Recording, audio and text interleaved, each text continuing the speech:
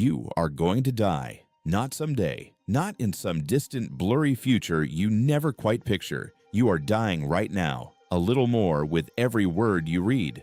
And the strangest part is this: you already know it, yet you live as if it were a rumor. You hit snooze, you scroll, you tell yourself there is always tomorrow, but somewhere a clock is running that you have never once been allowed to see. So here is the question that should haunt you tonight. If you knew the exact number of mornings you had left, would you still be living the way you are living right now? Hold on to that question, because 2,000 years ago, a man was forced to hear the answer whispered into his ear at the highest moment of his life. Picture the streets of Rome. A general returns from war victorious. The crowds are screaming his name. This is the Roman triumph, the single greatest honor a man could receive in the ancient world. He rides through the city in a golden chariot. His face is painted red like a god. Flowers rain down, trumpets tear the sky apart, soldiers chant, women weep. For one day, this man is treated as though he were immortal, lifted above every other human being who has ever breathed. And yet, standing directly behind him, close enough to touch him, is a slave. This slave has one job: not to hold a sword, not to carry gold. His only task for the entire parade is to lean toward the ear of the most powerful man in Rome and repeat a single phrase again and again beneath the roar of the crowd. Remember, remember. And what he was told to remember was not his victories. It was this: you are mortal. You will die. The Romans, at the peak of glory, deliberately placed death at a man's shoulder. Why would they poison the greatest day of his life with a reminder of his own end? Because they understood something we have completely forgotten. And it would take a dying emperor riding alone by candlelight to turn that whisper into the most powerful mental weapon ever created. His name was Marcus Aurelius. He ruled the entire Roman Empire, the most powerful man alive. He could have anything, any pleasure, any comfort, any distraction. And yet, night after night, in a war tent on the freezing frontier, he wrote private notes to himself that he never intended anyone to read. These notes survived. We call them the Meditations. And one theme returns again and again. Like a drumbeat he could not silence. You could leave life right now. Let that determine what you do and say and think. Think about who was writing this. Not a beggar with nothing to lose, an emperor with everything to lose. And still, he forced himself to look directly at his own death every single day. Now here is where most people misunderstand him completely. They hear this and they think it is dark, depressing, morbid. They imagine a sad man obsessing over graves, but it was the exact opposite. This practice did not make Marcus miserable. It made him unshakable. It burned away his fear. It cut through his distraction like a blade. Because when you truly accept that your time is ending, something strange happens to the way you see everything else, and you have already felt a flash of this, even if you have never had a name for it. Think back. Think about a time you almost lost something. The moment the car swerved and your heart stopped. The phone call with news about someone you love. The night you lay awake, certain something was wrong.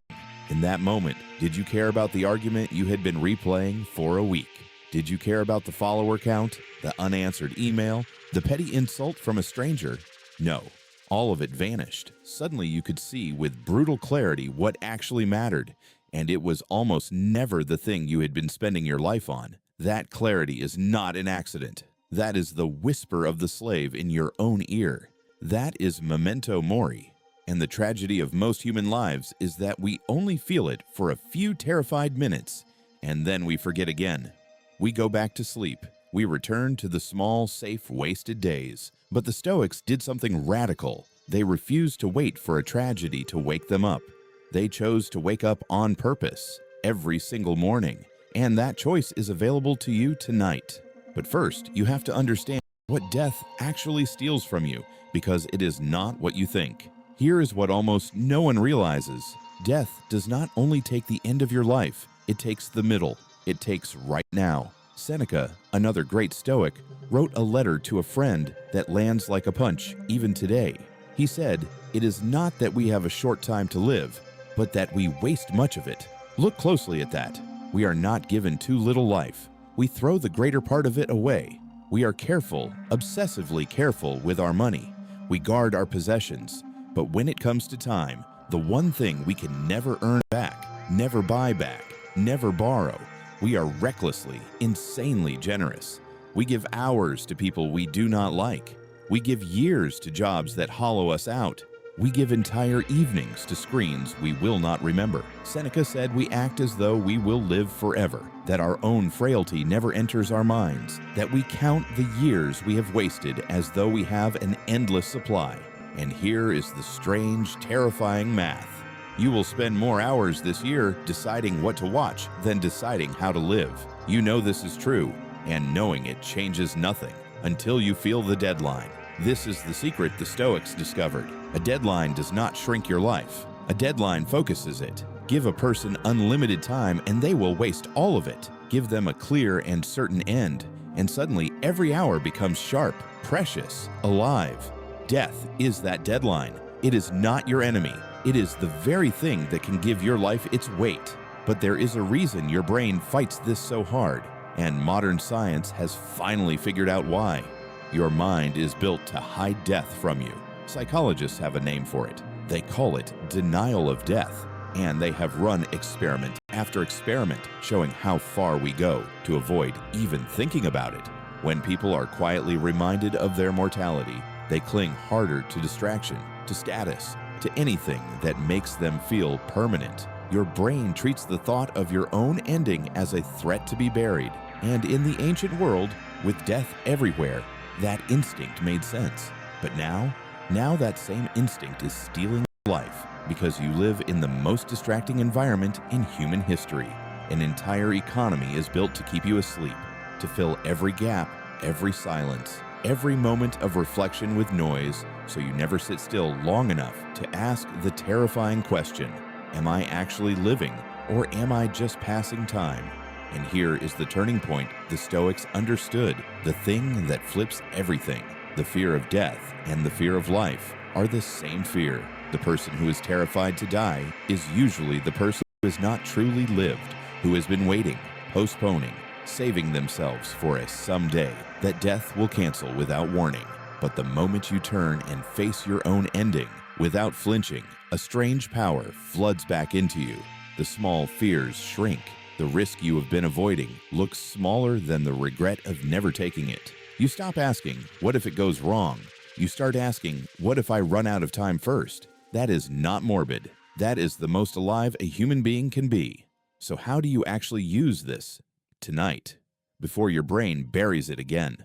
Return to the question I asked you at the very beginning. If you knew the exact number of mornings you had left, would you still live the way you live now? Here is the answer the Stoics would give you. You do not need the exact number. You only need to remember that the number exists. So do this starting tonight. Before you sleep, ask yourself one honest question. If this had been my last day, would I be proud of how I spent it? Not perfect. Proud. Some nights the answer will sting. Good. Let it. That sting is direction. And in the morning, before the noise begins, before the phone lights up, take 10 seconds and think, I will not live forever, and today is not guaranteed. Then choose one thing. One, that you would not want to leave undone. The message you have been afraid to send, the words you keep swallowing, the work that actually matters buried under the work that only feels urgent. Do that one thing first. This is Memento Mori, made real, not a morbid obsession, a daily filter that burns away everything fake and leaves only what is true. The Romans whispered it into the ear of a god king at the height of his glory. Marcus wrote it by candlelight to keep himself honest. Seneca bled it into every letter, and now it is yours. So remember the slave behind the chariot, whispering beneath the roar of the crowd. He was not there to ruin the triumph. He was there to make it real. You will die. That is not the bad news. That is the whole reason today matters. The clock you are never allowed to see is running right now. And that is exactly why you must stop waiting to begin. So tomorrow morning, before the world gets loud, ask yourself what you would do if this were the last time, and then go do it. If this reached something in you, stay a while longer here, because the next thing we uncover will change how you see fear itself.